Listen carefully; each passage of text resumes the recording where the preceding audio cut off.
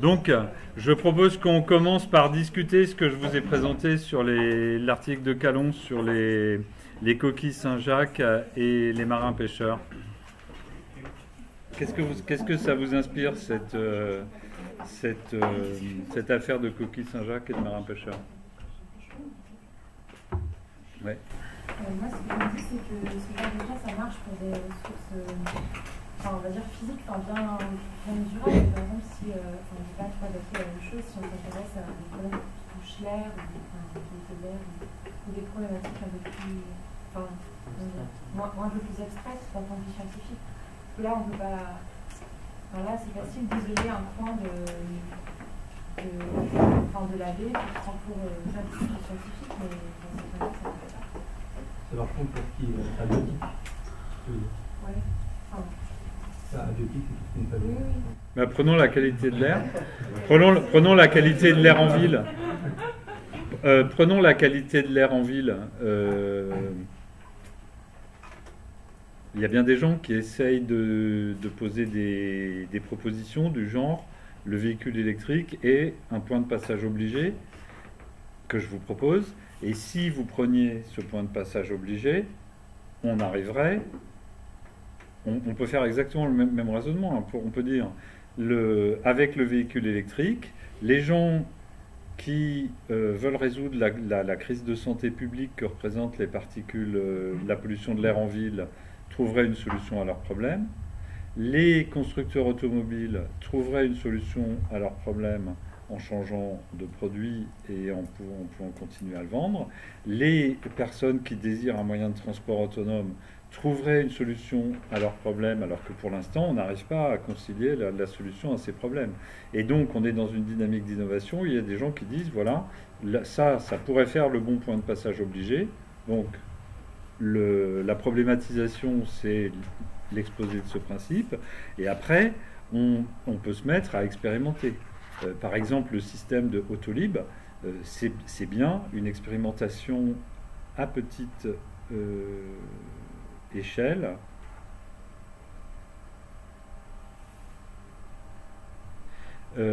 C'est bien une expérimentation à petite échelle pour essayer à terme de transformer en système généralisé un système dans lequel on aurait des véhicules auto-électriques en partage. Donc on a bien le même type de logique.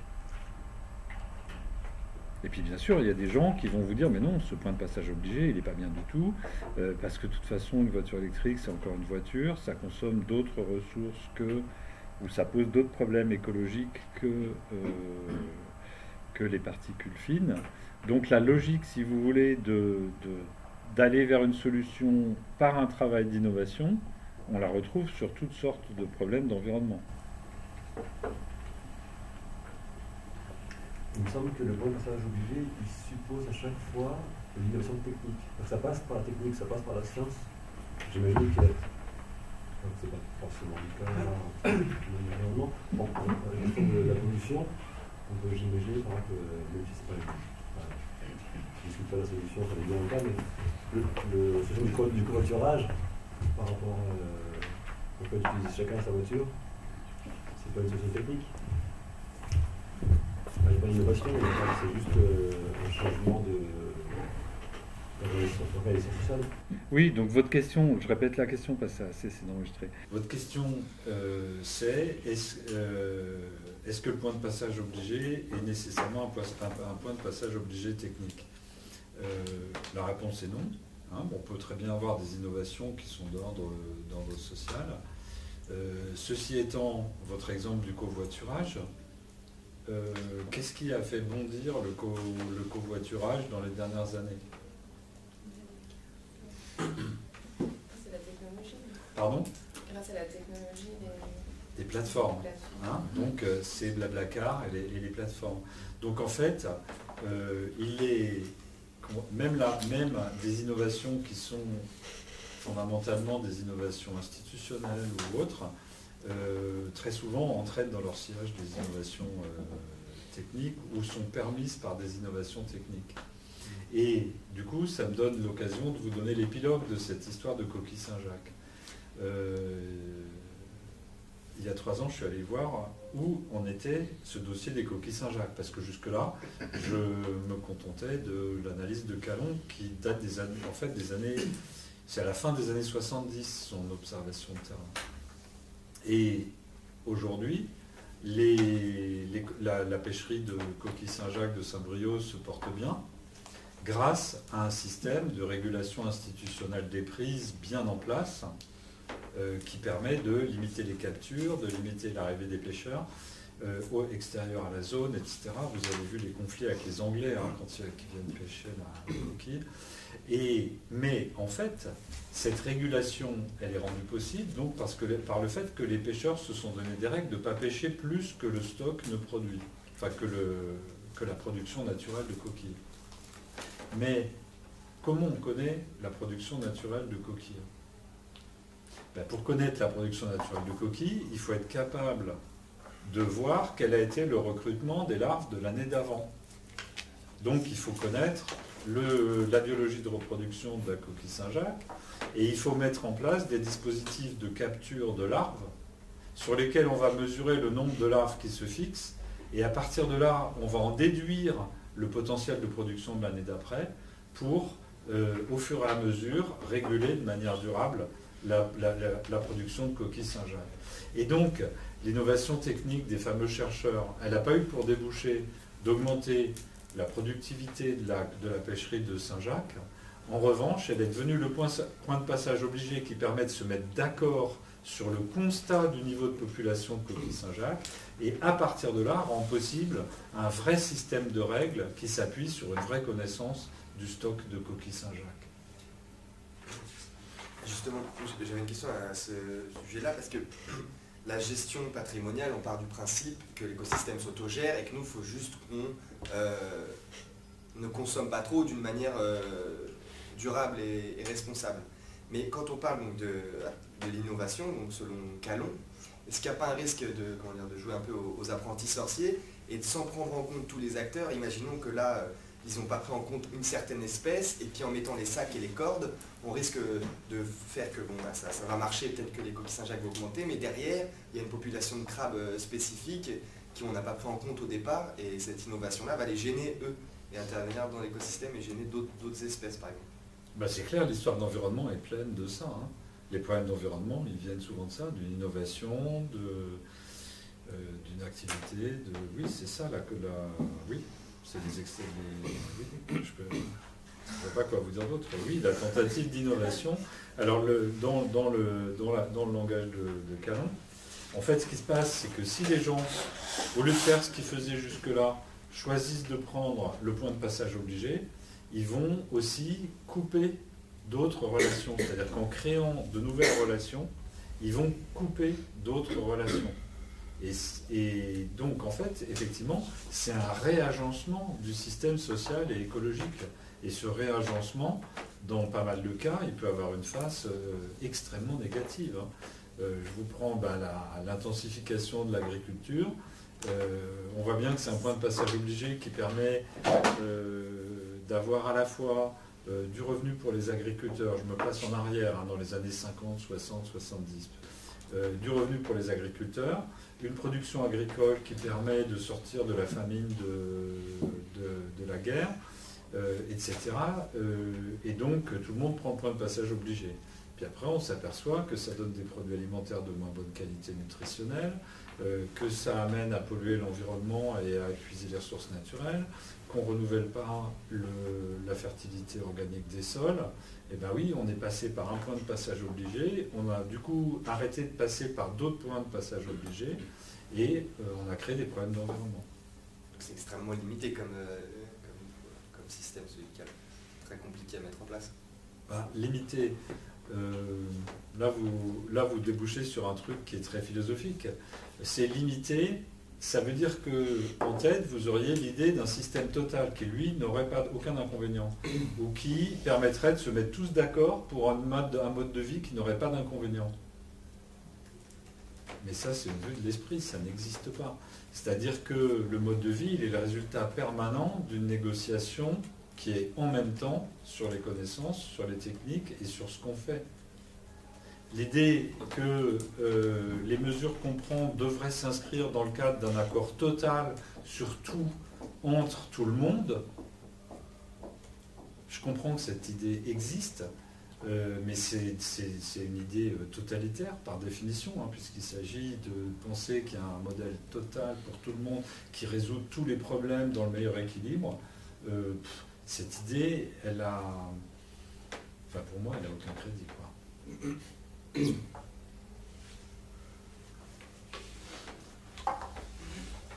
Donc là, on est bien dans une sociologie de l'innovation. Comment collectivement, on peut agir collectivement pour résoudre des problèmes collectifs par des moyens d'agencement technique. Mais quel que soit l'agencement qu'on choisit, ça a des conséquences sur d'autres. Et la vie sociale, elle est faite de gens qui font des choses, qui ont des conséquences sur d'autres, qui réagissent sur ces conséquences, qui font à leur tour des choses. C'est un énorme processus d'initiative et de négociation. Et il n'y a pas besoin de se placer dans une optique individualiste ou dans l'économie, hein. Même si la vie sociale est considérée uniquement sous son angle politique, elle est une combinaison d'initiatives et de négociations politiques. Toujours pour essayer de comprendre la théorie, là, je dis qu'un peu sur l'innovation. Est-ce qu'il n'y a pas des moments où l'innovation, en fait, c'est un espèce de retour en arrière? Par exemple, se rendre compte que manger des fraises en hiver, ça a des énormes impacts, et que la solution, c'est pas de manger de saison, ou c'est pas de... Oui, mais on revient sur la même question. C'est-à-dire que chaque solution génère de nouveaux problèmes, et par rapport à ces nouveaux problèmes, on va renégocier. Par exemple, la solution au problème que vous dites, c'est manger des fruits de saison et relocaliser les circuits de production. Donc vous proposez un point de passage obligé, qui est de dire, mais si on remettait dans les cantines des produits de production locale et qui ont été produits par des méthodes agricoles non chimiques, eh bien, ça résoudrait un problème de santé publique, un problème d'emploi local agricole parce qu'il y aura besoin de plus de main-d'œuvre, et un problème d'environnement parce qu'on va moins polluer. Donc vous proposez votre solution comme un point de passage obligé qui résoudrait les problèmes de plein d'entités. Mais il ne passe pas nécessairement par une innovation, quoi. Il n'y a pas forcément d'avancée technologique, il n'y a pas forcément d'avancée. Oui, mais on revient sur la question d'avant, c'est-à-dire que le point de passage obligé n'est pas nécessairement technique. Mais donc si vous mettez en place un système de panier bio, par exemple, là vous êtes dans une forme de réagencement, vous êtes dans une innovation. Ce que j'observe, c'est que dans l'immense majorité des cas, il y a en même temps une renégociation technique et non technique. Par exemple, pour vous remettre à produire bio, vous allez utiliser des techniques agricoles bio. Et vous allez chercher des pesticides bio. Parce que le bio, ce n'est pas sans pesticides, ça utilise des pesticides bio. Vous allez vous mettre à faire de la permaculture. Donc la permaculture, c'est un des éléments qui fait partie de la renégociation de l'agriculture à petite échelle, etc. Donc c'est pas la technique n'est pas le moteur, c'est pas ça l'idée. L'idée, c'est que la renégociation prend ensemble de manière symétrique des éléments humains et non humains pour réagencer à la fois les connaissances, les pratiques techniques et les relations sociales. Et donc une fois que vous avez mis en place votre circuit court avec permaculture, etc., vous avez à la fois transformé les techniques de production, les relations sociales entre les personnes, et vous avez accumulé des connaissances sur comment fonctionne la permaculture. Et ça ne dit rien d'autre. C'est qu'on est donc dans des réagencements qui sont à la fois sociaux, techniques et de connaissances, et que c'est ça le cœur de l'action collective pour résoudre des problèmes.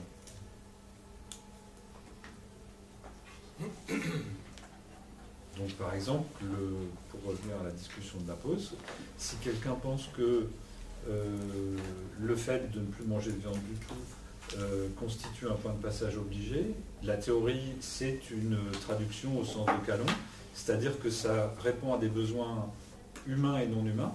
Hein, donc pour les animaux, ça leur apporte la garantie de ne pas être tués en abattoir. Ça permet par ailleurs de résoudre tous les impacts environnementaux de l'agriculture industrielle, de l'élevage de porcs, de poulets, etc., à grande échelle, avec tous leurs impacts.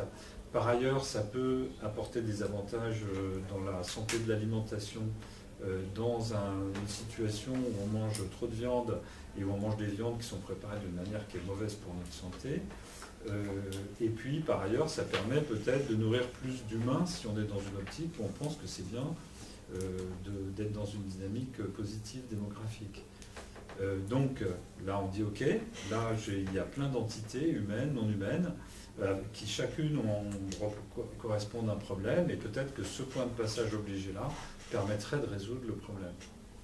Et donc, le raisonnement, hein, on est dans des théories pour comprendre l'action collective, et ce que la théorie de la traduction de Calon nous dit, voilà comment je propose de comprendre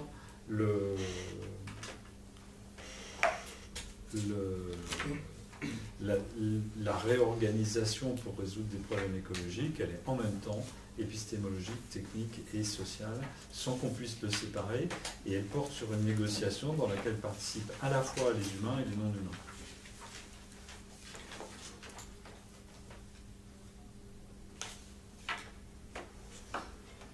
Du coup, est-ce que vous pouvez rappeler la grande différence avec la gestion patrimoniale? C'est pas avec la gestion patrimoniale, c'est avec la théorie des ressources en bien commun de Ostrom. Ouais. Ostrom, elle vous dit, voilà, on met les acteurs humains autour de la table et ils se donnent entre eux des règles d'usage pour limiter l'usage de la ressource à ce qui est viable. Et donc, les questions de connaissances et techniques ne rentrent pas en ligne de compte dans le cadre de raisonnement. Il y a une énorme différence entre dire le problème qui se pose est un problème de règles ou le problème qui se pose est un problème d'innovation. De connaissances quand même, dans l'exemple des coquilles Saint-Jacques, on ne peut pas, parce que finalement ça a été géré en bien commun les coquilles Saint-Jacques, vu qu'ils ont limité la pêche, les marins pêcheurs à quelque chose qui permet qu'elles continuent durablement à vivre. C'est de la gestion en bien commun. Oui, mais elle n'a marché que grâce à une innovation. Et c'est en fait parce que d'un côté, il y a des gens qui sont partis sur une optique d'innovation, de l'autre côté, des gens qui sont partis sur une optique de négociation institutionnelle des règles, qu'au total, ils ont réussi à trouver une solution. C'est ça que je trouve assez intéressant là, dans cet exemple et dans cet épilogue sur les coquilles Saint-Jacques. C'est qu'une pure négociation institutionnelle n'ouvre pas la voie à un avancement des connaissances, ni à une évolution des agencements techniques. On pourra dire la même chose pour le dossier de la pollution de l'air. Si on l'adopte uniquement en termes de restriction des règles d'usage, ça devient uniquement une négociation sur on interdit la ville à quel véhicule, quand, comment. Mais en dehors de cette dynamique-là, il y a une autre dynamique de gens qui réfléchissent à quel type d'innovation dans les transports on peut proposer face aux défis actuels. Vous voyez bien que c'est deux dynamiques différentes.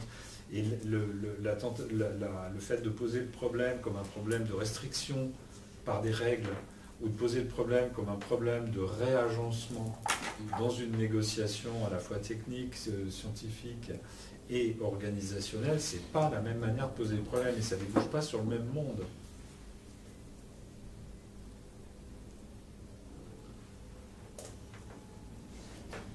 Mais est-ce que le point de vue de Calon, il prend pas en compte plus de paramètres? Qu'est-ce que vous voulez dire? Parce que vous dites que dans le cadre d'Ostrom, on redéfinit les règles, par exemple avec les voitures en ville, mais on ne prend pas en compte les innovations des transports, par exemple. C'est pas qu'on ne prend pas en compte, c'est qu'on présente comme le cœur de l'action collective la renégociation des règles. On vous dit, face à tel problème, la solution c'est d'édicter de nouvelles règles. Ok. Ou de négocier entre nous de nouvelles règles. Mais pour définir ces nouvelles règles, on peut bien prendre en compte les innovations technologiques, prioritairement. Oui, on peut prendre en compte des innovations technologiques, mais ce n'est pas du tout la même chose de vivre dans un pays où chaque fois qu'il y a un problème, on dit on va négocier de nouvelles règles, que de vivre dans un pays où on finance l'innovation technologique en espérant que ça va permettre des renégociations sociales. Ce n'est pas la même chose d'imposer juste une interdiction sur la voiture électrique à Paris ou de mettre en œuvre un système innovant de bagnoles électriques à disposition publique. Et les deux ne sont pas incompatibles, a priori, de faire à la fois, de financer à la fois de l'innovation et de redéfinir les règles en même temps. Mais je vois que vous êtes une adepte du en même temps, même si ça m'étonne un peu. Mais les deux ne sont pas incompatibles au sens où les uns font, les deux dynamiques peuvent converger.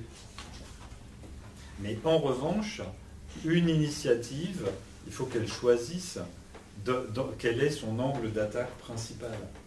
Est-ce qu'on est dans un angle d'attaque qui dit il faut renoncer à ceci ou cela, ou est-ce qu'on est dans un angle d'attaque qui consiste à dire moi je vais vous proposer des solutions et des innovations. Donc si vous voulez, à grande échelle, les initiatives des uns pour interdire ceci ou cela et négocier des règles collectives, et les initiatives des autres pour innover peuvent converger. Mais vous ne pouvez pas, dans le même temps, être en train de faire les deux à fond. Et ce que j'observe, c'est que les gens, ils sont soit dans un état d'esprit et dans un cadre de pensée, soit dans l'autre, par les initiatives qu'ils prennent. Hein ? Et bien sûr, les deux ont leur place dans une société ouverte et vaste. Les deux ont leur place, et c'est justement pour ça que je vous raconte l'épilogue là, sur les coquilles Saint-Jacques. Hein. C'est-à-dire que c'est pas pour dire oui, moi je suis dans telle optique ou dans telle autre. Non, justement, c'est un peu le. Je trouve que cet exemple est excellent en fait. Ouais. J'avais une question, point de passage obligé, par contre, ça peut prendre en compte plusieurs modes d'action quand même. Enfin, par exemple, transition énergétique, il faut à la fois baisser la consommation et en même temps, l'une des conditions pour arriver au résultat que l'on souhaite intègre le fait qu'il faut par exemple baisser la consommation. Donc oui, mais là on revient à la même question que celle du début. En fait, cette théorie-là, elle ne s'intéresse qu'à un angle d'attaque qui est qu'est-ce que peut apporter l'innovation. Et là, vous me posez un problème qui est posé autrement. Comment les pouvoirs publics peuvent imposer une transition écologique ou obtenir une transition écologique? Ce problème, c'est un problème de gouvernement, le problème que vous posez. D'accord.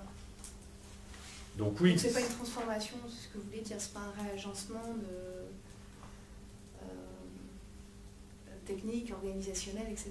Vous ne rentrez pas là-dedans en fait. Si, mais comment dire, ce que montre la théorie de Calon, c'est que l'innovation par elle-même peut être un facteur de transformation et amener à renégocier les structures sociales. On est dans le paradigme de l'acteur minoritaire de changement. Hein ? Comment des initiatives peuvent transformer les gens qui ont pris l'initiative des AMAP, des paniers de légumes, eh bien, par cette innovation, ils entendent aider à transformer les systèmes agricoles et la santé de l'alimentation. Donc c'est de ça qu'on parle. Là, quand on parle de transition écologique dans les termes où vous l'avez fait, vous vous mettez à la place d'un gouvernement qui se dit quels sont les outils d'influencement et de pilotage qui me permettent de passer d'un état A à un état B sur le système énergétique à l'échelle nationale. Donc la théorie de Calon, elle n'a rien à vous dire là-dessus, c'est pas de ça qu'elle parle. Hein, c'est ça qu'il faut bien voir, hein, c'est qu'une théorie, c'est un angle de questionnement bien précis qui va vous permettre d'aborder les choses en profondeur, vues sous un certain angle. Est-ce que l'ensemble de ces théories-là, est-ce qu'elles ont pour ambition du coup d'expliquer l'ensemble des problèmes d'environnement ou bien d'apporter un éclairage nouveau sur tel ou tel... Chacune apporte un éclairage nouveau, pas forcément sur l'ensemble des problèmes qui a pour force d'être cohérent et de permettre d'aller en profondeur, mais qui forcément est, comme toute perspective, limitée par le point de vue d'où on se place. Donc il y a certains problèmes qui seront plus pertinents par rapport, enfin, sous l'angle d'une théorie, puis d'autres. Oui, l'éclairage il va être plus ou moins pertinent selon ce que vous essayez d'éclairer. Mais par exemple, pour éclairer les choix gouvernementaux sur une politique de grande ampleur, cette théorie n'a rien à apporter. En revanche, si vous voulez éclairer un choix gouvernemental qui espère faire levier à partir d'un dispositif précis, parce que ce dispositif va reconfigurer des relations entre les acteurs, là oui, ça peut être utile. Par exemple, si on introduit la tablette à l'école, je prends un exemple récent, là, c'est un dossier que je ne connais pas du tout, mais vous pouvez vous dire comment faire pour avoir un outil qui permette d'apprendre aux enfants à lire même s'ils ne lisent plus, qui permette de mettre tous les enfants au même niveau dans leur relation aux outils numériques, mais alors que socialement ils n'ont pas du tout les mêmes accès à des outils numériques. Donc s'ils ont en classe les mêmes outils numériques, ça crée de l'égalité. Donc là, vous avez un outil technique pour reconfigurer des relations sociales. Donc l'éclairage, il vient là. Comment ça se passe quand on reconfigure en même temps des éléments de choix techniques et d'organisation sociale?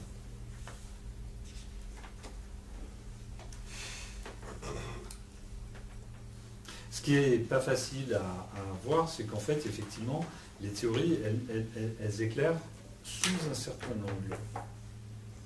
Et il n'existe pas, on reviendra là-dessus cet après-midi, ce sera le thème principal, de métathéories qui éclairent tout et qui permettent d'avoir une sorte de vision totale du système.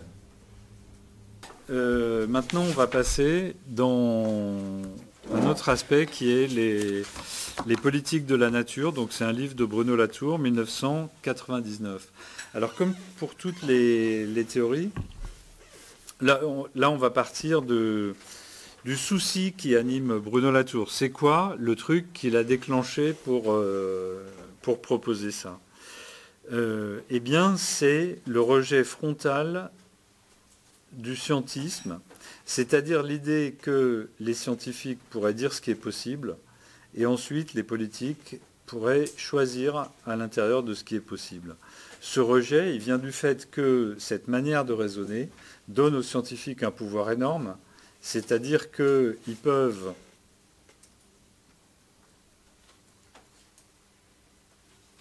choisir de dire ce qui est possible aussi en vue de préférences diverses, et donc du coup faire des choix politiques en amont, à l'intérieur de ce qu'ils vont présenter comme vérité scientifique, et du coup, les politiques, à la fin, il ne leur reste plus qu'à dire oui, oui. C'est un peu le coup du garagiste, hein. Vous allez chez le garagiste, il vous dit que la carte mère du calculateur de votre moteur est morte, et donc il vous dit, ben voilà, le possible, c'est de la remplacer pour 2300 €.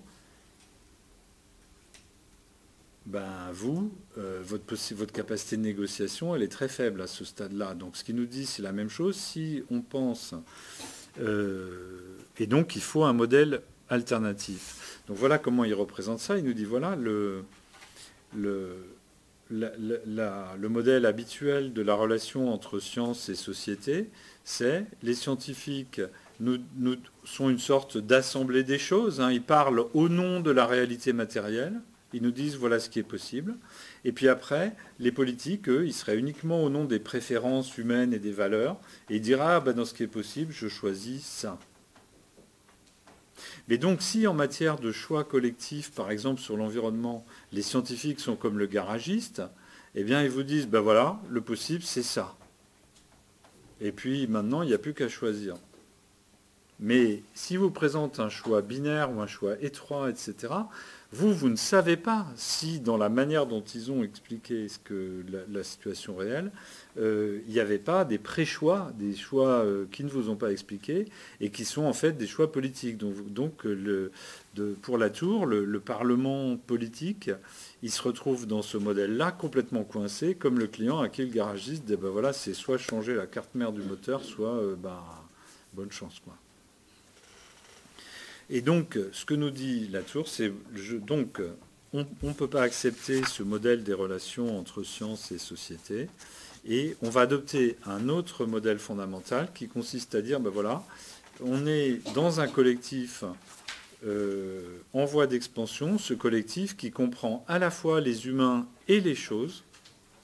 Donc le point important, c'est de comprendre que le collectif, c'est les humains et les non-humains qui vivent avec eux.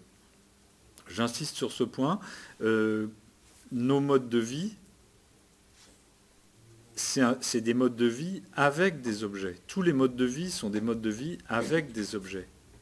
Dans la manière dont on est réunis ici dans cette salle, il y a aussi des objets architecturaux, des moyens de transport en commun, métro, RER, des outils de communication qui permettent de se coordonner pour être tous à l'heure dans la même salle. Donc ce n'est pas juste des humains qui disent on va être dans la salle, c'est un collectif d'humains et de non-humains qui fonctionne d'une certaine manière et qui fait notre communauté, qui fait qu'on fonctionne collectivement. Et donc pour lui, les problèmes écologiques sont liés à des non-humains nouveaux qui n'ont pas leur place dans le collectif politique à un moment et qui demandent à être intégrés dans le collectif.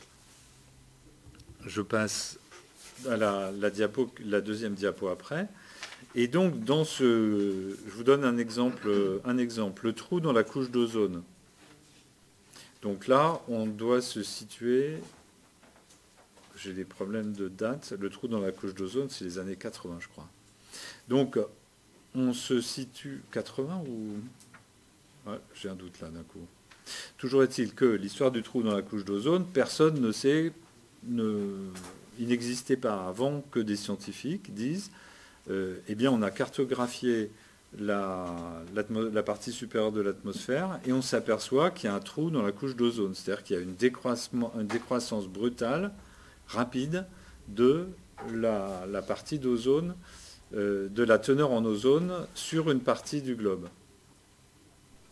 Bon, là, les gens disent, ah ben c'est quoi ce problème? Il y a un moment de perplexité. Et là, ces scientifiques vont étudier le problème et vont s'apercevoir que c'est lié aux aérosols chlorés qu'on envoie dans la haute atmosphère avec les liquides de réfrigération des frigidaires, les aérosols, etc. Et que c'est ça qui provoque le trou de la couche d'ozone.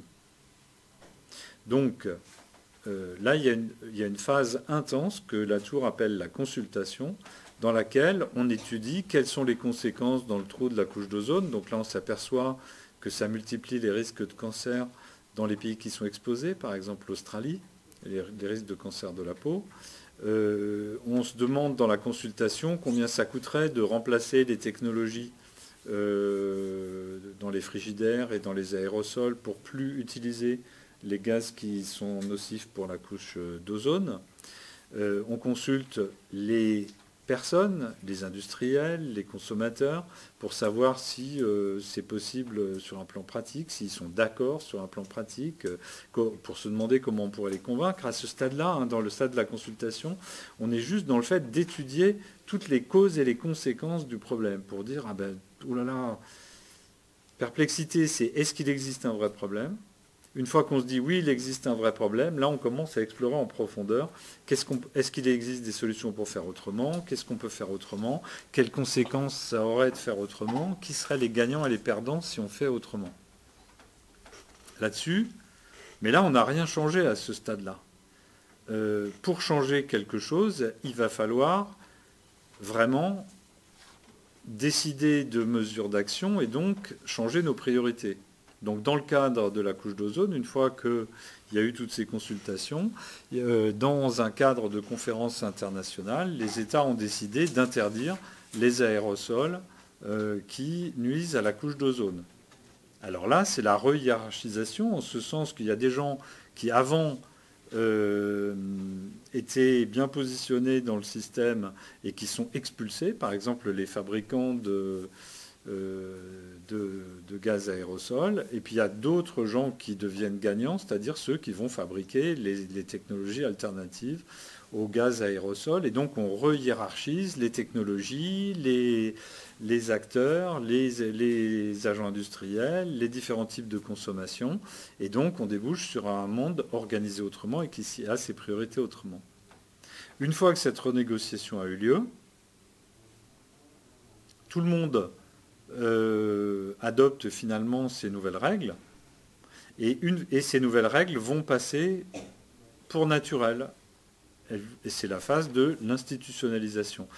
Ces règles vont nous paraître aller de soi en termes de règles, et puis la connaissance de la nature qu'elles incarnent va aussi être considérée comme naturelle. C'est comme chez Calon, on peut dire, par exemple, aujourd'hui, personne ne met en cause l'existence du trou de la couche d'ozone, ni le fait que c'est dû aux produits chimiques qu'on a envoyés dans l'atmosphère, et que finalement, on a tous accepté d'acheter des frigidaires qui marchent avec d'autres technologies de réfrigération, même si ces autres technologies ont des inconvénients dont on ne nous a pas tellement parlé au demeurant. Par exemple, ces frigidaires sont beaucoup moins fiables que les frigidaires d'avant. Donc, ce que nous dit Latour, c'est ce point clé. On est dans il n'y a pas d'un côté les choses de la nature qui sont connues par les scientifiques, puis de l'autre côté des acteurs sociaux qui ont des préférences. Il y a un collectif qui est à la fois naturel et social, et ce collectif est dans une négociation politique pour prendre en charge des problèmes nouveaux ou éventuellement pour expulser du collectif des entités dont on considère qu'elles n'ont plus leur place dans le collectif. C'est ce qui se passe quand des gens proposent de bannir des technologies, ou bien quand on débouche sur l'extinction d'une espèce naturelle, d'une espèce sauvage, ou bien quand on décide de ne plus faire tel ou tel type d'activité. Donc, pour lui, on n'a pas d'un côté un monde de la science qui statue sur la vérité du réel, du monde matériel, de l'autre côté un monde politique qui ne parle que de l'humain. On a un monde qui est à la fois composé des deux, et qui par contre, dont on peut lire en revanche les étapes de prise en compte des problèmes. Du coup, dans un autre schéma du livre, il nous dit, voilà, avant, on nous disait, il y a d'un côté une chambre de la nature. Encore une fois, c'est les scientifiques qui délibèrent entre eux pour nous dire ce qui est vrai ou pas vrai, ce qui est possible ou pas possible. Et puis de l'autre côté, une chambre de la société, c'est-à-dire des gens qui délibèrent pour dire, ben voilà les préférences qu'on a. Et on les appliquera une fois qu'on nous aura dit ce qui était possible ou pas. Et il nous propose un nouveau bicaméralisme. Vous voyez ce que c'est que le bicaméralisme, hein, c'est le fait, dans un régime démocratique, d'avoir deux assemblées. Donc en France, on a l'Assemblée nationale et le Sénat, c'est deux assemblées qui délibèrent sur les mêmes sujets. Hein. Donc il nous dit, ben voilà, on n'est pas dans ce cadre où il y a l'Assemblée de la science et l'Assemblée de la politique de l'autre côté. Il propose un autre bicaméralisme et il nous dit, il y a deux chambres clés, il y a deux étapes clés. Première étape, c'est ce qu'il appelle la prise en compte. Est-ce que tel problème, nous décidons de le prendre en compte? Et puis, il y a la chambre de l'ordonnancement. Si on a décidé de prendre un problème en compte, alors il faut re-hiérarchiser nos préférences et changer nos règles de vie ensemble. Ensemble, c'est avec les humains et les non-humains, hein, toujours. Et donc, la perplexité, la consultation, elles ont pour finalité de traiter la question, est-ce que le trou de la couche d'ozone, c'est quelque chose qu'il va falloir prendre en compte? Et puis ensuite, l'ordonnancement, c'est comment on se réorganise pour prendre en compte et changer notre vivre ensemble pour prendre en charge le trou dans la couche d'ozone. L'intérêt qu'il y voit, c'est que du coup, on n'est plus dans un stade où les scientifiques, par exemple, ont le pouvoir complet sur une des étapes du processus et ensuite passent le ballon aux autres, et du coup peuvent utiliser leur pouvoir pour bloquer, pour faire en amont des choix qui vont être donnés aux autres. Mais on est dans une compréhension de la manière dont ça se passe, dans lequel les scientifiques participent à tous les étages. Ils participent pour dire au début, oh là là, mais on a identifié quelque chose qui pourrait être un problème. Ils participent au stade de la consultation pour étudier en détail les conséquences du problème et puis les alternatives. Ils participent dans la négociation pour hiérarchiser en aidant à valoriser, à réévaluer, etc.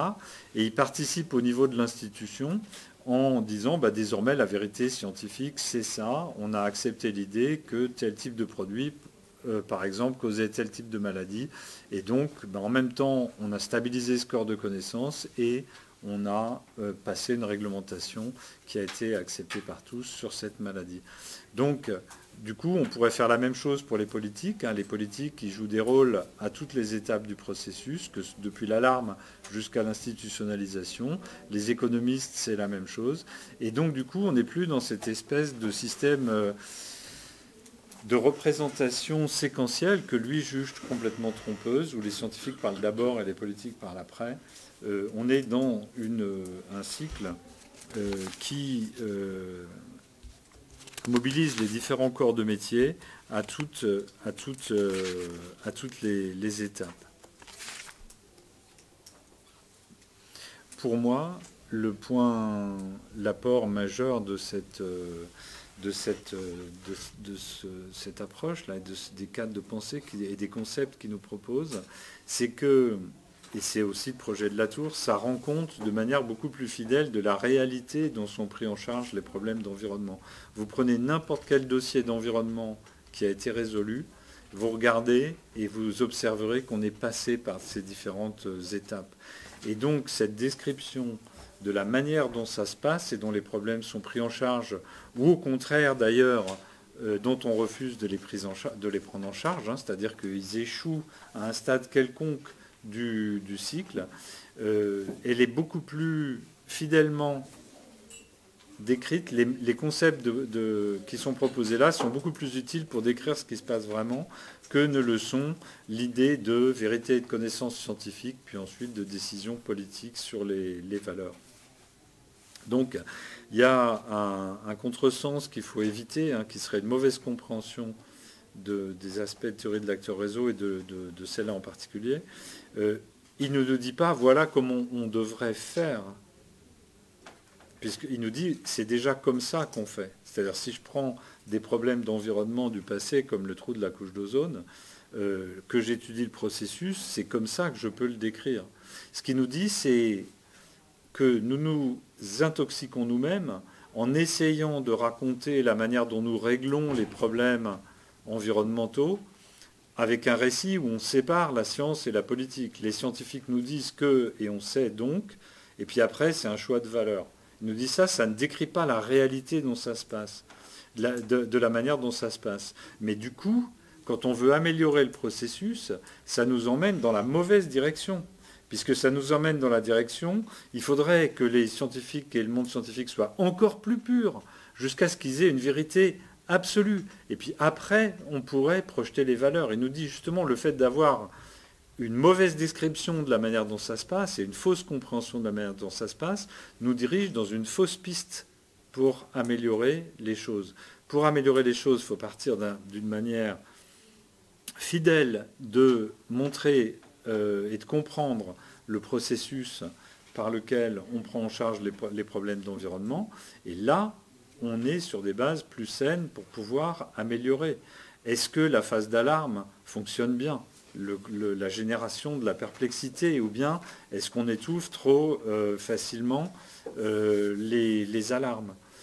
Ensuite, est-ce que la phase de consultation, par exemple, est-ce qu'on finance suffisamment de recherche sur les conséquences de tel ou tel produit ou problème pour obtenir les informations qui pourraient régler la question comment est-ce qu'on peut prendre en compte ce problème, etc. Donc ce qu'il dit, c'est pas on devrait passer à ce processus, il dit ça, c'est les concepts qui permettent de décrire la manière dont ça se passe déjà, et si on décrit ce qui se passe déjà avec des concepts justes, à ce moment-là, nos réflexions sur comment on peut améliorer vont être sainement assises et ne vont pas reposer sur des illusions comme le modèle de la science d'un côté, la politique de l'autre.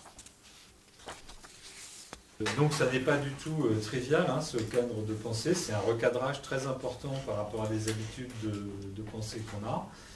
C'est aussi très différent de ce qu'on a vu dans les autres séances. Hein. Donc ouvrons la discussion sur ce modèle. Reprenons surtout celui-là.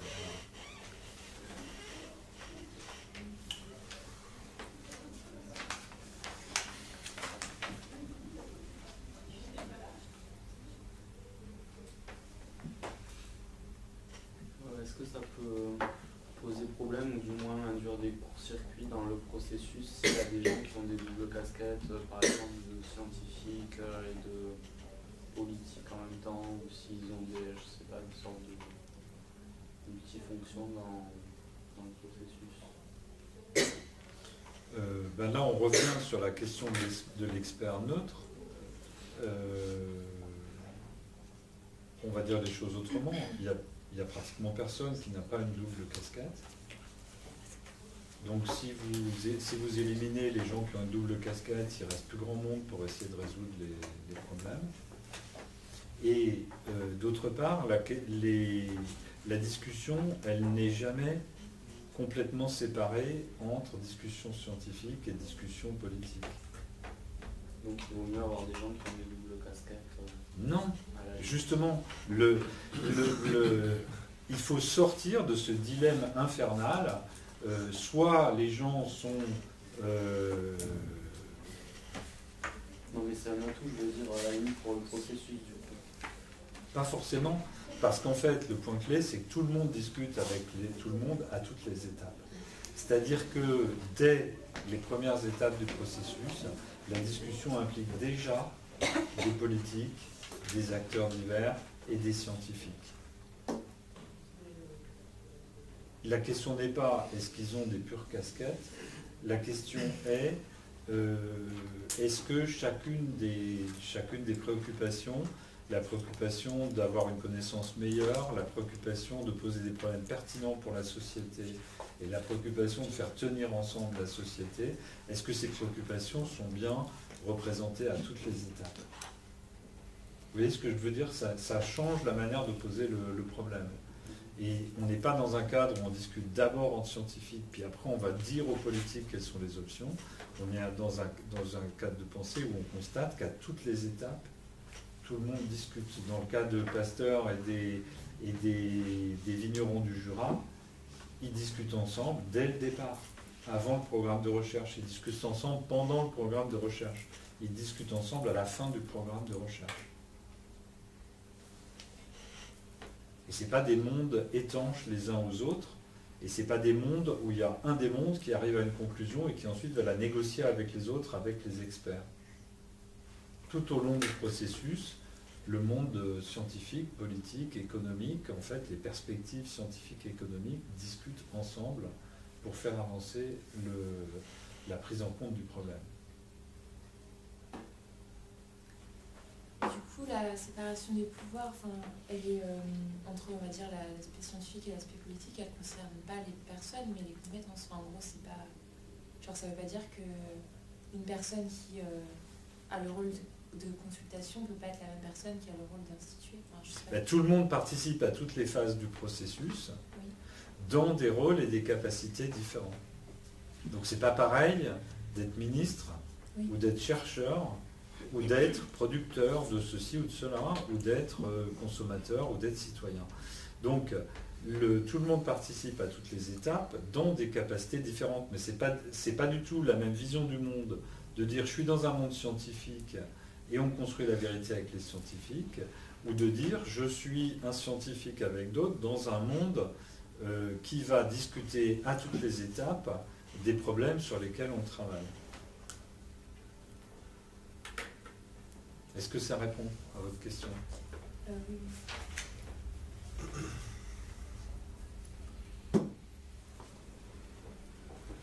Donc vous voyez bien le lien avec l'aspect sociologie des sciences que j'ai présenté avant la pause. Quand on regarde comment la science se fait vraiment, elle se fait dans le cadre d'une interaction avec la politique. Mais quand je dis interaction avec la politique, c'est toute forme d'interaction.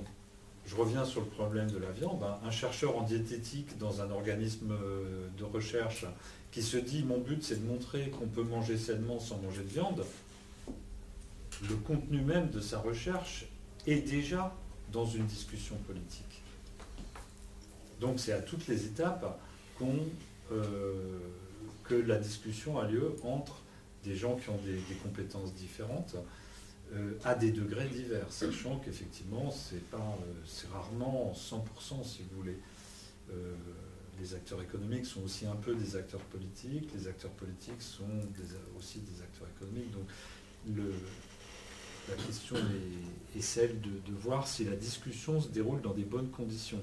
Et ces bonnes conditions, ça n'est pas la purification, c'est le fait de se demander quelle est la qualité de la perplexité, quelle est la qualité de la consultation, quelle est la qualité du processus de re-hiérarchisation et quelle est la qualité de l'institutionnalisation qui en résulte.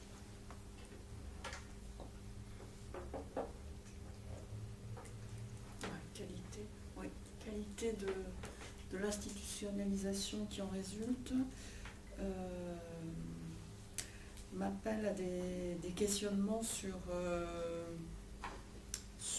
par exemple le poids des contraintes juridiques. Par exemple, un exemple, les paniers bio, on a tous envie de le faire dans notre institution sécurité sociale, a fortiori par rapport à la santé. Et en fait, dans les territoires, tout le monde est OK, au niveau de notre organisation aussi, et puis on a les contraintes réglementaires par rapport au marché public. Ça nous amène, en fait, donc on a des agents comptables qui nous disent ben non, on ne peut pas parce que il faut la libre concurrence, l'appel au marché public. Mais on se dit mais là ça va pas être possible. Donc on est amené à dire enfin moi je leur dis écoutez on fait quoi. Il y en a assez, on fait, on s'en fout parce que sinon on va pas y arriver. Alors vous voyez là on est en fait on est quelque part dans une position un peu... Ben là, on est dans la hiérarchisation. C'est l'étape de hiérarchisation. C'est-à-dire que vous êtes convaincu qu'il faut prendre en compte ce problème de localisation, etc. Et on n'est plus seulement dans la consultation, vous n'en parlez pas seulement, mais vous passez à l'action. Et donc là, il y a une forme de négociation, un peu musclée. Et puis, si les autorités de la sécurité sociale ne réagissent pas, ça va passer dans les habitudes, ou bien les règles vont être modifiées, c'est-à-dire qu'on va régulariser, comme on dit, la situation, et ensuite, ça sera tout à fait naturel d'avoir les paniers bio à côté de la cantine une fois par semaine. Donc là, ça décrit parfaitement le processus. Et je suis sûr qu'avant de passer à l'action, comme vous le dites, il y a eu des phases intenses de discussion pour voir qui pourrait nous procurer les paniers bio, etc., etc. Donc là, vous sortez de la phase de... Voilà. Donc vous sortez de la phase de consultation, vous savez où vous pouvez les mettre près de la cantine, vous avez des types qui disent qu'ils pourraient le faire, vous avez discuté avec des collègues qui disent « mais moi je prendrais », ça c'est la consultation. Et le jour où vous dites au type de se pointer avec le camion, on va y aller, etc., là on passe dans la hiérarchisation. C'est-à-dire qu'on dit ben, il va falloir déplacer le curseur des règles, on fait, et puis ça c'est la renégociation, et quand ça va passer dans les habitudes ou être régularisé du point de vue juridique, et ben voilà, là on aura passé la phase d'institutionnalisation. Excellent exemple.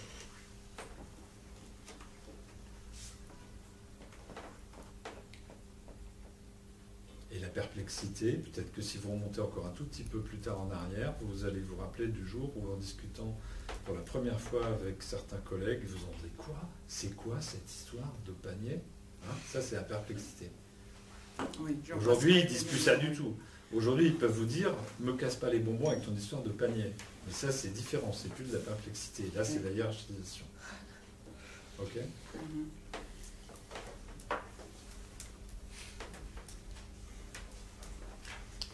Mais du coup, dans le cadre de la gestion environnementale, c'est faire le choix d'un paradigme par rapport à un autre. Là, c'est pas le choix du paradigme de la coordination. Alors là, on est clairement dans le paradigme de la coordination. C'est ça que vous dites, hein? Oui. Mais faire le choix d'un paradigme, on le fait toujours, parce que quand on raisonne sur l'action, on raisonne en se donnant un cadre de raisonnement. La seule question, c'est est-ce qu'on est conscient du cadre de raisonnement qu'on a adopté? Les paradigmes dont je vous ai parlé, c'est pas avant tout des choix de la manière dont on va gérer. Ça peut l'être aussi, hein. Mais c'est surtout déjà le choix du modèle fondamental de raisonnement. Là, le modèle fondamental, c'est la gestion, elle est le résultat d'une négociation entre des entités. Alors ce qui est perturbant dans ce cadre théorique, c'est que ces entités sont à la fois humaines et non humaines, c'est-à-dire qu'on n'est pas dans des humains qui négocient au sujet de non-humains qui n'ont pas du tout voix au chapitre, on est dans un cadre où les humains et les non-humains participent à la négociation. Exemple, dans le cas du trou de la couche d'ozone, vous pouvez me dire, le trou de la couche d'ozone, il ne participe pas. Si, il participe, c'est-à-dire qu'il donne des cancers à quelques milliers d'Australiens qui n'en auraient pas eu s'il n'y avait pas eu le trou de la couche d'ozone. Et ces cancers, eh bien, ils font pleinement partie du débat. On va les montrer, ils vont vraiment être un élément clé de la mobilisation pour résoudre le problème.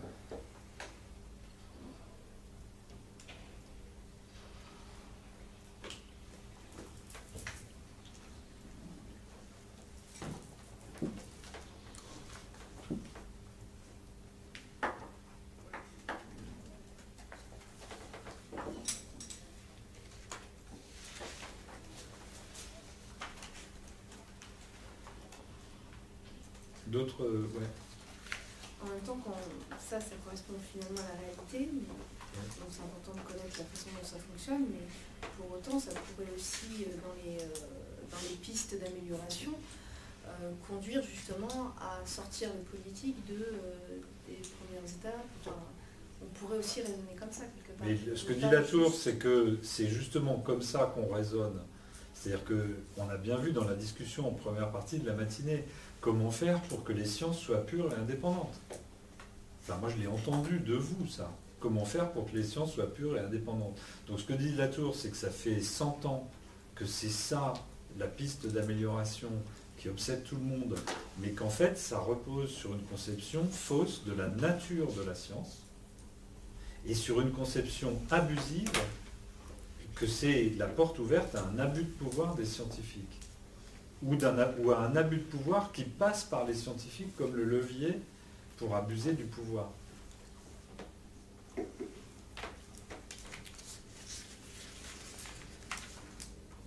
Et donc, la question d'amélioration devient autre. Ce n'est pas une question de pureté de la science, c'est quelle recherche voulons-nous pour qu'elle participe le mieux possible à la réflexion collective pour régler des problèmes X ou Y.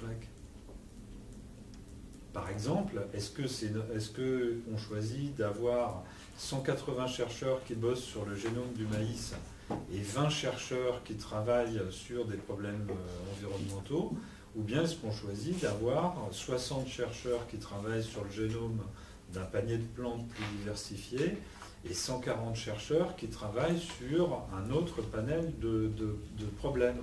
Cette décision, elle n'est pas une décision purement scientifique, elle est une décision autant politique que scientifique.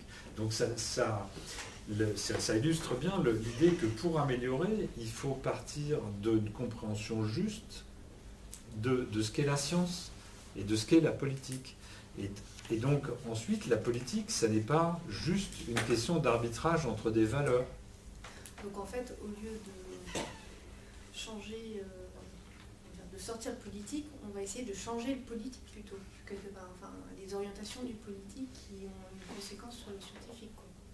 Enfin, c'est-à-dire que nous, on est tous à l'intérieur du système. C'est-à-dire que nous, on est des participants à cette discussion.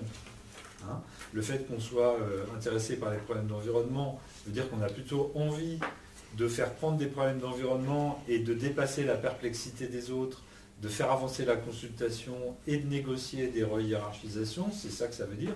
On est motivé, nous, en tant que membres du collectif, pour faire avancer certains types de problèmes dans le collectif. C'est ça que ça veut dire, être sur l'environnement.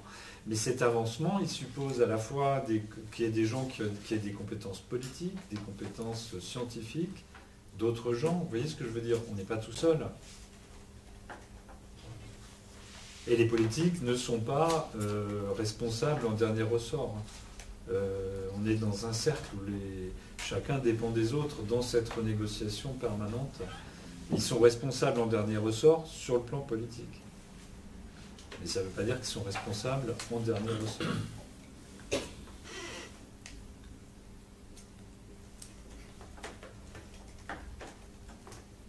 Donc les pistes d'amélioration, elles sont effectivement comment améliorer la perplexité, comment ne pas étouffer le débat trop vite, comment est-ce qu'on peut faire mieux dans la consultation.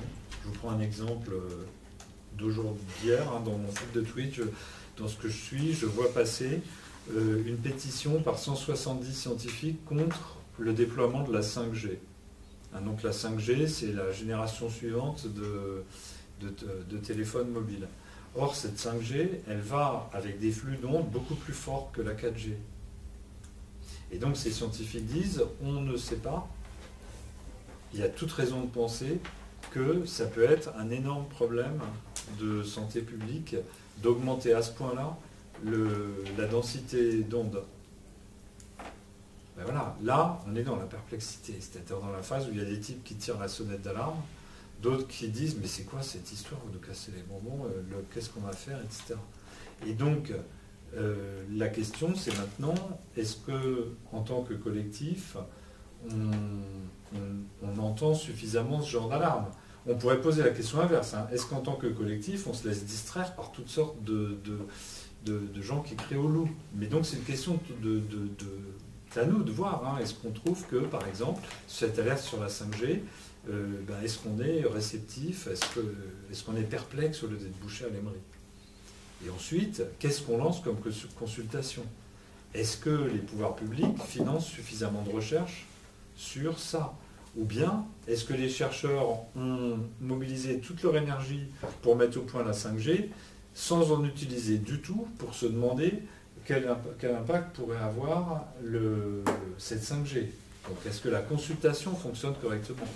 Est-ce que les gens par exemple les gens électrosensibles, vous savez qu'il y a des gens qui sont plus ou moins sensibles à ces ondes électriques, il y a des gens qui les ressentent physiquement et qui sont super mal dès qu'il y a un niveau d'onde important. Est-ce que ces gens participent à la discussion ou est-ce qu'on les éloigne comme étant des mythomanes ou des emmerdeurs? Donc ça, c'est comment on améliore quel est le juste degré de consultation, qui on écoute. Ou alors est-ce qu'on dit non, on va y aller, c'est sûr, c'est ça la bonne solution, ceux qui protestent sont des imbéciles. Parce que c'est toujours ceux qui protestent sont des imbéciles. Quand on déploie le nucléaire, ceux qui protestent sont des imbéciles. Quand on déploie les éoliennes, ceux qui protestent sont des imbéciles. Donc la voie de l'amélioration, c'est comment on traite ceux qui ont des choses à dire sur les conséquences ou sur les solutions alternatives, parce que c'est ça la question. La consultation, c'est les conséquences et les solutions alternatives.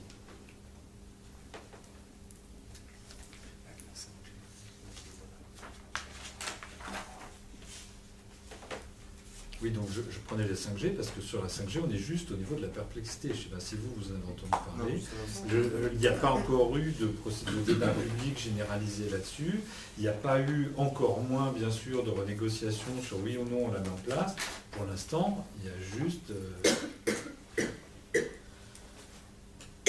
un problème qui n'a pas été traité en tant que problème.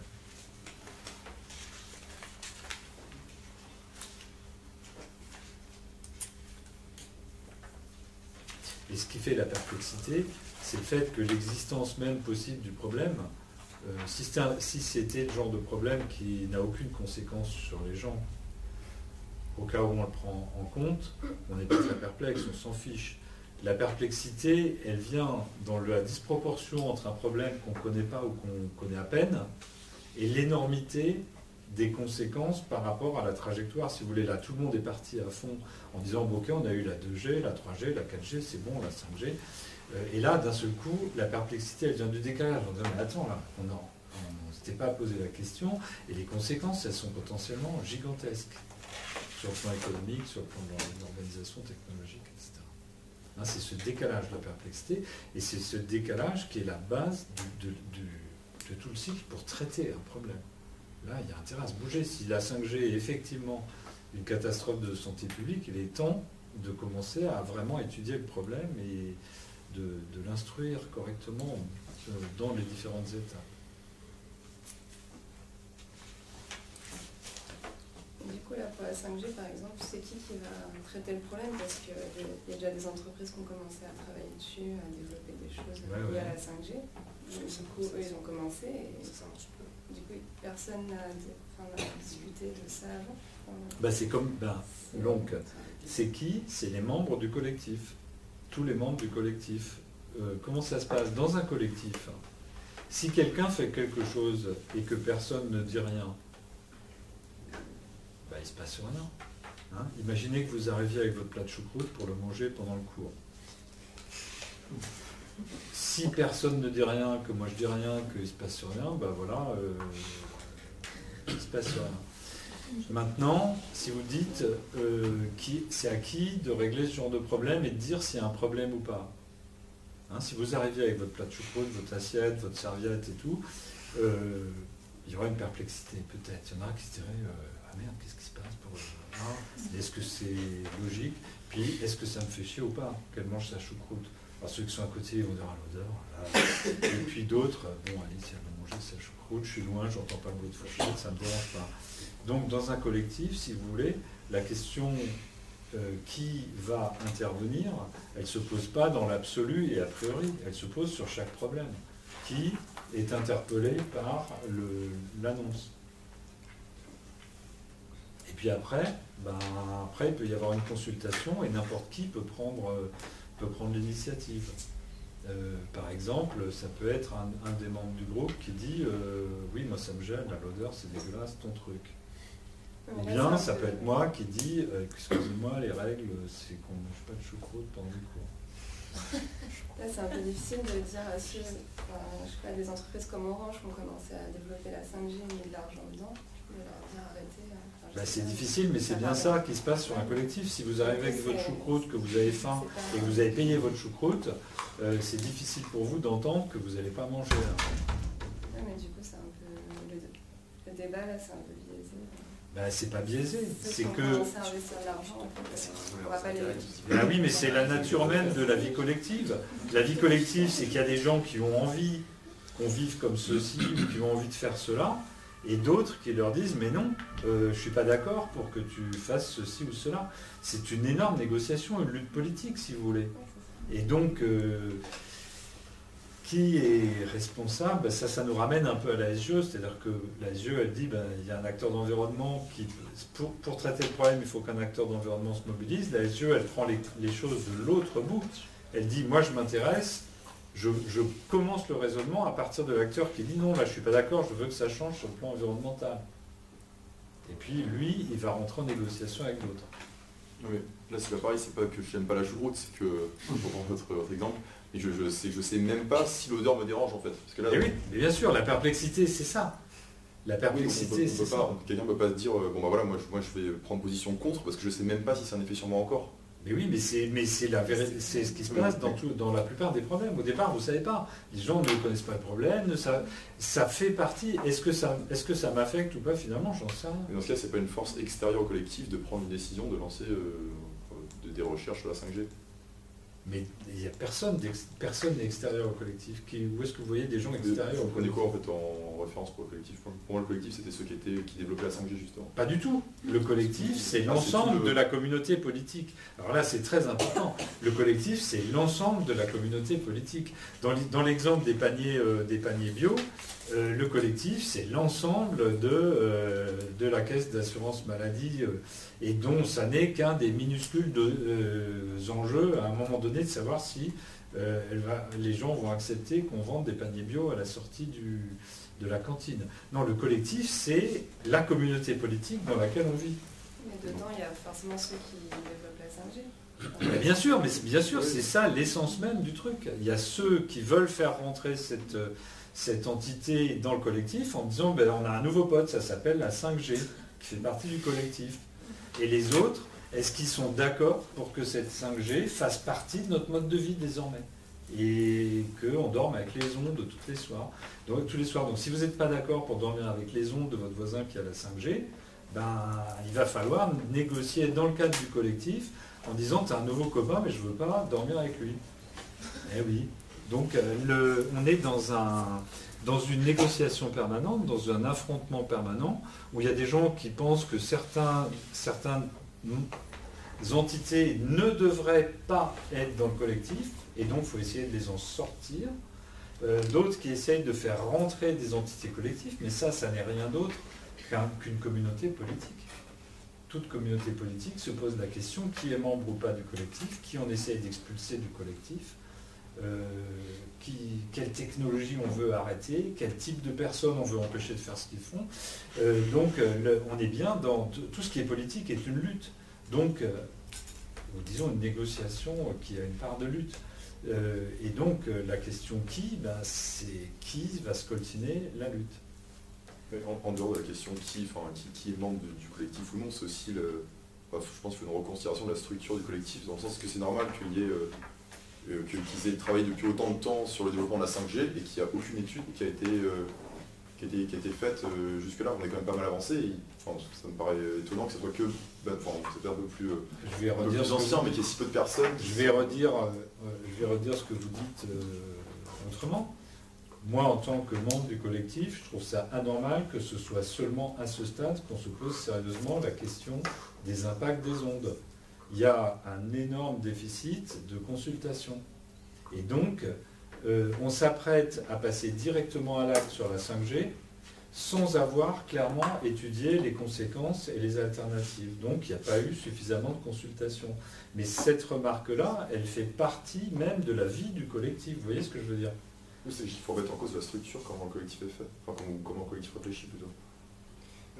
Oui, mais sauf que, encore une fois, remettre en cause la structure, ça fait partie de la vie du collectif. C'est-à-dire que quand on est une communauté politique, les règles, elles ne viennent pas de Sirius, si vous voulez. Ce n'est pas des martiens qui ont organisé la manière dont on prend les décisions sur les technologies à l'échelle européenne. C'est nous, c'est le collectif. Et donc, là, la question, il faut qu'on rediscute les règles, elle est bien réelle, hein, et elle fait partie de la vie du collectif. Et je suis d'accord que c'est un peu bizarre de se poser la question juste à ce moment-là. Donc, c'est qu'il faut qu'on change les règles du collectif. Mais c'est le collectif. Hein, c'est-à-dire qu'il faut qu'on obtienne à l'intérieur du collectif la renégociation de règles de consultation pour des technologies de ce type-là. On pourrait dire la même chose pour les nanos. La discussion au sein d'un collectif politique, elle porte sur les règles politiques aussi, hein, sur comment on fait quoi. Concernant le collectif, c'est possible que l'étape de perplexité soit amenée juste par une partie du collectif et que la totalité du collectif entre dans la consultation? Bien sûr, oui. Ok. Bien sûr.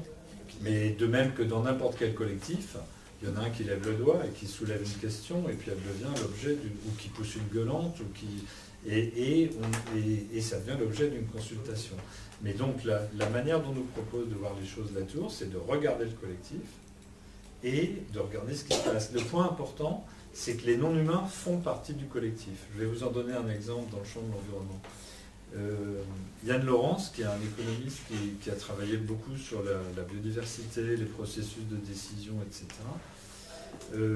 a fait, il y a une quinzaine d'années, une recherche très intéressante sur la manière dont le Conservatoire du littoral restaure les zones humides sur les terrains qu'il a acquis. Et il a fait 3 études de cas, dont une dans l'estuaire de l'Orne, en Normandie, et l'autre dans la presqu'île d'hier, sur le littoral méditerranéen. Et dans ces études de cas, ils montrent comment, après l'achat des terrains par le Conservatoire du littoral, les acteurs ont négocié entre eux des plans d'aménagement en disant on va mettre ici le plan d'eau pour les oiseaux, là le parking pour les bagnoles, là on va laisser venir les chasseurs, là non, etc. Donc ils ont disposé sur chaque espace de leur plan d'aménagement. Puis on va construire, on va pas construire, on va faire tel aménagement écologique pour influencer vers plus d'eau saumâtre, etc. Et dans les deux cas, il y a un gros événement météorologique qui est arrivé et qui a tout réorganisé en disant « Ah ouais, tu penses que c'est comme ça qu'elle va fonctionner, ta zone humide ?» Ben non, il n'y a pas assez de place pour la crue en cas de grosses précipitations. Les connexions entre eau salée dans la mer et eau douce dans la zone humide, toi tu voulais qu'elles fonctionnent comme ça, mais non, c'est pas comme ça qu'elles vont fonctionner, etc. Et donc dans les deux cas, que ce soit l'estuaire de l'Orne ou hier, une fois qu'il y a eu cette intervention non humaine, tout a été renégocié, si vous voulez, jusqu'à ce qu'on arrive à un état où les non-humains jouent le jeu, si on peut dire, et les humains aussi, et le système fonctionne, jusqu'à ce que de nouvelles demandes, humaines ou non humaines, viennent et disent non, là ça ne peut pas marcher. Ça peut être une espèce invasive, par exemple. Vous pouvez fonctionner pendant 300 ans avec la gestion d'un étang qui a à la fois plein de trucs écologiques, très bien, de la production de poissons d'eau douce et tout. Puis d'un seul coup, vous avez une espèce invasive qui arrive, qui envahit toute la surface de l'étang. Et bien là, elle est rentrée dans le collectif et vous dites, maintenant, qu'est-ce qu'on fait? Est-ce qu'on l'accepte? Est-ce qu'on négocie avec elle, par exemple, en votant chaque année un budget pour enlever et puis finalement libérer les surfaces d'eau? Ou bien est-ce qu'on essaie de l'éradiquer complètement par des technologies X ou Y? Vous avez un autre dossier actuel qui est les technologies génétiques. Je ne sais pas si vous avez vu passer cette controverse-là, sur les technologies qui permettent de changer des gènes et qui permettent en gros de faire s'éteindre une espèce. Donc ça, c'est un des dossiers chauds actuels. Et donc, on a maintenant une technique génétique qui permettrait de faire s'éteindre une espèce. La question, c'est, est-ce qu'on envisage de l'utiliser pour le moustique tigre? Parce que le moustique tigre, il s'est invité dans le collectif, si vous voulez. Il fait partie de notre vie maintenant.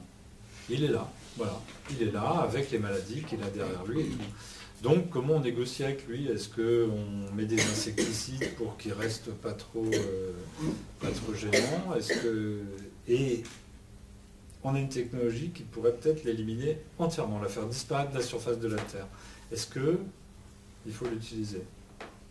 C'est un des énormes débats actuels, dans les débats sur la sur la science, dans le champ de l'écologie. Alors évidemment, il y a des objections très importantes, notamment parce qu'on ne sait pas quelles pourraient être les conséquences par ailleurs. Puis si on commence à en éliminer un puis l'autre, si on n'aime plus les limaces, on élimine les limaces.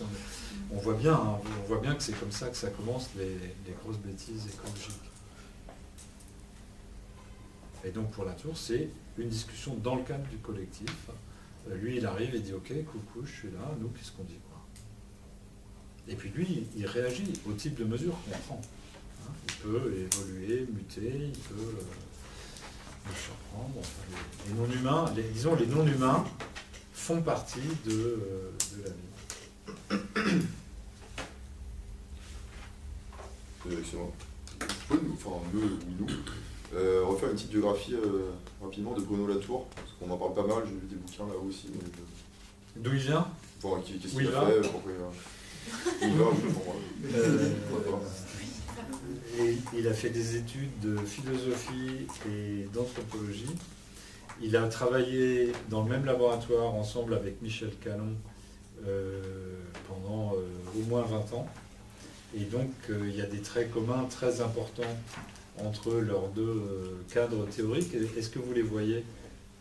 Est-ce que vous voyez le lien entre les 4 étapes de la traduction de Michel Calon et les 4 étapes du collectif cosmopolitique de Bruno Latour?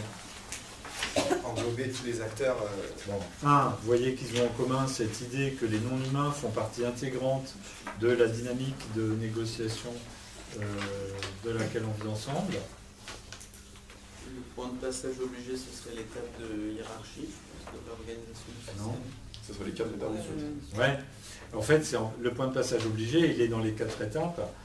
Par contre, la phase, comment elle s'appelle, la phase d'intéressement, c'est la consultation. C'est-à-dire, on essaie de voir qui pourrait être intéressé par, qui est vraiment intéressé par le point de passage obligé. Et la hiérarchisation, c'est la phase d'enrôlement, c'est-à-dire on tente vraiment le coup. Et puis, si ça tient dans la durée, alors ça s'institutionnalise. Et c'est la phase de mobilisation des alliés. Tout le monde a joué le jeu et finalement le monde est définitivement réorganisé. Donc ce que vous voyez, c'est que la logique, il y a une grande part de logique partagée. Et cette part de logique, en revanche, ce qui est très différent, c'est le point de vue dont il se place. Latour, il se place en regardant l'ensemble de la communauté politique. Et le paradigme dans lequel on est, c'est le paradigme de la coordination. Je regarde les acteurs en train de gérer, humains et non humains, en train de gérer leur collectif. Alors que Calon, lui, on est dans le paradigme de l'acteur minoritaire de changement. Je regarde un innovateur essayer de réagencer des relations techniques, sociales et des connaissances à partir d'une proposition d'innovation. Donc les deux sont cousines, mais adoptent un point de regard qui est différent. Leur paradigme de l'action collective est complètement différent. Et pourquoi ces théories s'appellent théorie de l'acteur réseau? Parce que on a l'habitude de raisonner en disant il y a des acteurs, et ces acteurs sont en interaction les uns avec les autres dans des réseaux. Mais là, c'est pas de ça qu'il s'agit. L'idée, c'est de dire l'acteur, c'est le réseau lui-même. Dit autrement, c'est la dynamique de connexion entre les acteurs qui est l'opérateur de la transformation. Okay ?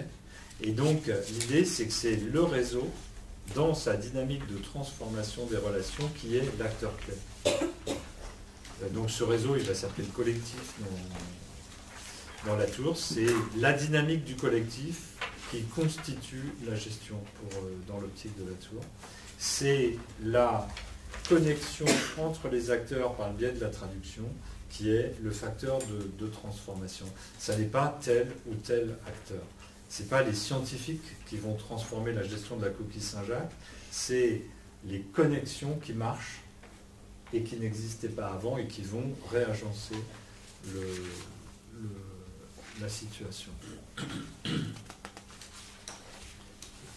Juste deux remarques avant de finir, parce qu'on est à la fin de l'horaire. Première remarque, c'est cette manière de voir, elle interpelle très sérieusement sur la notion de gestion de l'environnement. On n'est plus dans l'idée, il y a des humains qui gèrent des écosystèmes. On est dans l'idée, il y a une communauté politique dont les écosystèmes font partie, au même titre que les bâtiments font partie de notre communauté politique. Donc ça, c'est quand même une interpellation assez forte. La deuxième, c'est que ces approches, elles relèvent de la sociologie pragmatique, c'est-à-dire qu'elles se donnent pour objectif de suivre de près ce que font les agents, humains, non humains, mais en tout cas ce que font les acteurs, on peut dire. Elles se donnent pour objectif d'en donner une description et une compréhension beaucoup plus fidèles et justes que des modèles a priori qu'on a dans la tête et qui sont faux par rapport à la manière dont se déroulent les choses. Et qui par ailleurs posent problème d'un point de vue normatif. Et donc leur but, c'est d'arriver à comprendre le plus finement possible ce qui se passe quand quelqu'un innove, pour Calon, et la manière dont on négocie notre coexistence pour Latour. En revanche, cette finesse dans la description, elle se paye d'un prix qui est que ces théories n'ont ne débouchent pas sur des préconisations d'action. Elles ne sont pas là pour aider à trouver des stratégies. Elles sont là pour comprendre ce qui se passe et pour arrêter d'avoir des modèles normatifs qui nous emmènent dans des directions inapplicables ou même toxiques. Et donc il y a une différence entre des approches qui essayent de dégager des lignes directrices pour tel ou tel acteur en situation, et d'autres qui nous disent non, donnons-nous un langage de description qui est fidèle, regardons pourquoi les gens font et comment les gens font, et les agents non humains compris, et donc on va pouvoir décrire ça avec plus de précision, et donc on sera mieux informé. Donc c'est pas pareil par rapport à la gestion patrimoniale ou à l'analyse stratégique de la gestion de l'environnement, qui sont beaucoup plus orientées vers l'action. Là, on n'est pas du tout dans des approches orientées vers l'action, mais des approches qui nous proposent un langage pour mieux comprendre les processus. Et donc pour moi, ça a beaucoup apporté, parce que le fait d'avoir ce langage juste permet de se situer beaucoup plus clairement en disant tel dossier, voilà où il en est, voilà la dynamique collective. Bien sûr, moi, ce n'est pas mon souci principal. Mon souci principal, c'est comment on monte une stratégie pour arriver à faire exister tel écosystème, à ce qu'il continue à vivre, à ce qu'on puisse le restaurer, etc. Mais le fait d'avoir un langage pour décrire le système beaucoup plus large à l'intérieur duquel cette action stratégique se déroule, c'est assez éclairant. Les notions de perplexité, de consultation, de hiérarchie, moi je trouve ça très, très utile de ce point de vue-là. Et puis ce sera la dernière diapo. Vous vous rappelez que quand je vous ai raconté mon itinéraire, je vous ai dit que j'avais fait des études scientifiques parce que je pensais que c'était le moyen de faire avancer les choses. Et au fond, ce qui est intéressant, c'est que, aussi bien qu'Alain Latour, il nous interroge là-dessus en disant, voilà, autour de nous, on entend plein de discours sur l'environnement. Il y a des gens qui nous disent, on saurait ce qu'il faut faire d'un point de vue scientifique et technique, mais ça coince sur le plan politique. Puis il y a d'autres gens qui nous disent, mais c'est idiot ce que vous nous dites. Si vous nous proposiez des solutions techniques acceptables, à ce moment-là, ça ne coincerait pas. Donc vous croyez que vous avez des solutions techniques acceptables, des solutions techniques, c'est parce que vous n'êtes pas demandé du tout si elles étaient acceptables. Vous êtes simplement dit, pour moi ça va, donc pour les autres ça ira aussi. Donc le problème, il est technique, c'est sortez-nous des solutions techniques qui marchent. Et donc ce que d'autres gens vous disent, mais il faut d'abord se mettre d'accord sur le plan politique, et puis la technique suivra.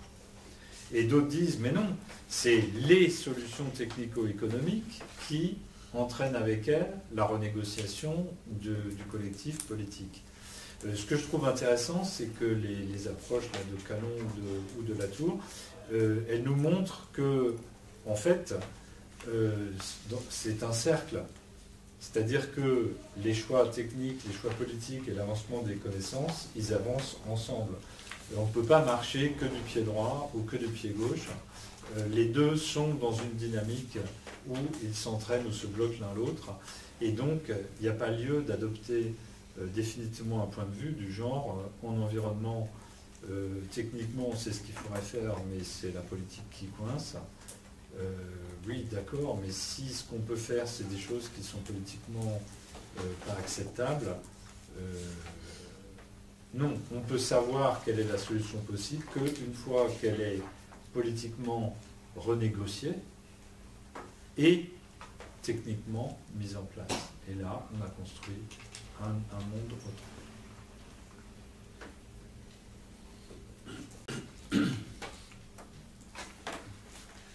Une dernière réaction avant de conclure. Ce qui est pas très là, c'est assez lourd. J'allais dire c'est lourd pour la tête, en ce sens que chacun de ces cas théoriques nous oblige à changer vraiment de point de vue, quoi. On est vraiment dans une autre perspective. Entre ça, la théorie de la justification, la gestion patrimoniale, on est dans des mondes complètement, dans des angles de regard sur les choses complètement différentes.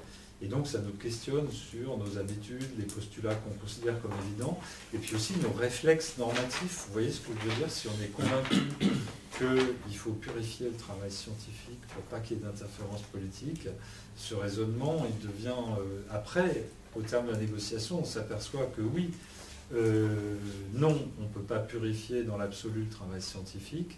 Oui, il faut s'assurer des négociations sur le degré d'indépendance. Et là, il y a beaucoup à négocier, mais pas en bloc. Il y a beaucoup à négocier en interaction avec, oui, indépendance, mais sur quel thème? Quels sont les types de dépendance, etc., etc. Donc oui, il y a beaucoup à négocier, mais tout ça, ça se passe à l'intérieur d'un cadre de négociation qui est pas mal décrit par, je trouve, par le modèle cosmopolitique. Ce qui me perturbe un peu, c'est que dans le collectif, finalement, il ne parle pas de la hiérarchisation des acteurs, parce que ça existe quand même, quoi. Dans la réalité... Comment ça, il n'en parle pas? C'est une des quatre étapes, du processus, du vocabulaire qu'il nous propose pour décrire le processus. Bien sûr, il en parle. Mais tout le monde agit à chaque étape, quand même. C'est ce que moi je comprends. Toutes les compétences agissent à chaque étape. Ça ne veut pas dire qu'il y a une symétrie de pouvoir. D'accord. Et donc, si on parle de re-hiérarchisation, c'est que pour changer les choses, il va falloir mobiliser un rapport de pouvoir qui change l'ordre social. C'est ça la hiérarchisation. Et donc, ce qui est important de voir, c'est que la hiérarchie de pouvoir, à un moment donné, le fait qu'à un moment donné, les uns ont beaucoup de pouvoir, d'autres en ont moins, elle est le résultat des étapes antérieures de négociation. Ce n'est pas des martiens qui ont donné du pouvoir aux gens qui ont du pouvoir dans notre société. C'est le fonctionnement de notre société qui aboutit à cet état de pouvoir. Et c'est la renégociation de cet état de pouvoir qui est l'enjeu. Je dis n'importe quoi, imaginez qu'on soit beaucoup à être convaincus qu'il faut que toute l'agriculture devienne bio. La question est de savoir, au sein du collectif, est-ce que ceux qui se plaident pour ça vont arriver à ce résultat? Et dans ce cas-là, ceux qui luttent contre ça en utilisant leur pouvoir auront perdu leur pouvoir si cette lutte est gagnante. Donc la hiérarchie constatée des pouvoirs est le résultat des négociations antérieures, et les négociations suivantes, par définition, elles partent de l'état actuel de la hiérarchie des pouvoirs. Sauf à supposer qu'il y ait des martiens qui puissent nous donner un coup de main. Mais jusque-là... Si on traverse le double de la table.